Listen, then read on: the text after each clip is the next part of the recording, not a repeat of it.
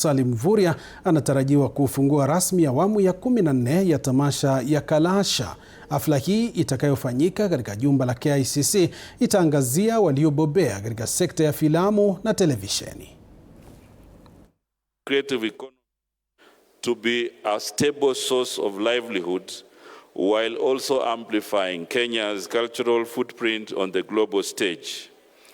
Globally, the creative economy is projected to account for at least 10% share of economic output by 2030, and this presents a clear call to action for Kenya and the continent to position itself as a global leader, both within the continent and beyond.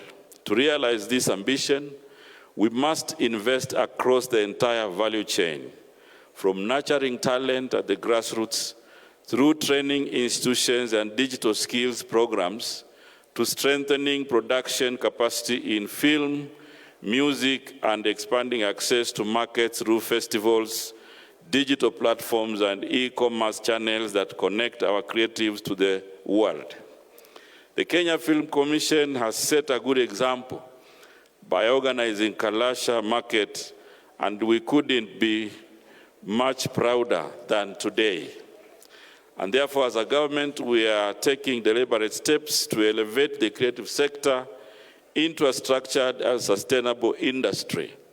This includes investing in modern infrastructure, strengthening intellectual property, protection, and creative pathways for creatives to earn and grow from their work. And on this front, we've already gazetted draft regulations that are going to be lucrative for this sector.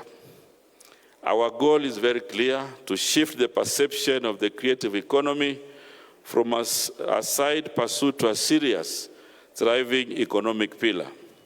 We must challenge our creatives to step into this space with confidence, to innovate, to collaborate, and to share authentic African stories that resonate far and beyond our borders. At the same time, institutions such as the Kenya Film Commission must continue to raise their level of ambition. There is an urgent need to intensify the promotion and marketing of Kenya, both locally and internationally, as a premier filming destination. We must also do more to promote and distribute local content so that Kenyan stories can find their rightful place on global platforms.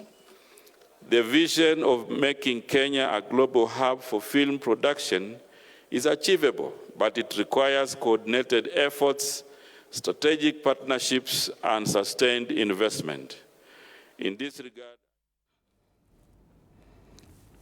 na mtazamaji, taarifa hii tutakuwa tunakupa mengi zaidi kadri muda unavyozidi kusonga, ili tukujuze ni kipi kinajiri katika tamasha hizi ambazo zinafanyika katika ukumbi wa KICC kwa faida yako upate burudani na pia kufahamu namna filamu zinatayarishwa humu nchini na ni vipi zinakufikia ili uburudike unapotazama televisheni. Na ikumbuke kwamba hapa ndani ya TV47 mtazamaji, tuna vipindi vipya, vipindi ambavyo vinakuhusu kwa njia moja au nyingine, ambavyo vinakuelimisha, kukufahamisha na pia kukuburudisha. Na tunazidi kupeperusha matangazo haya wakati ambapo kuna shughuli nzima ya usaili wa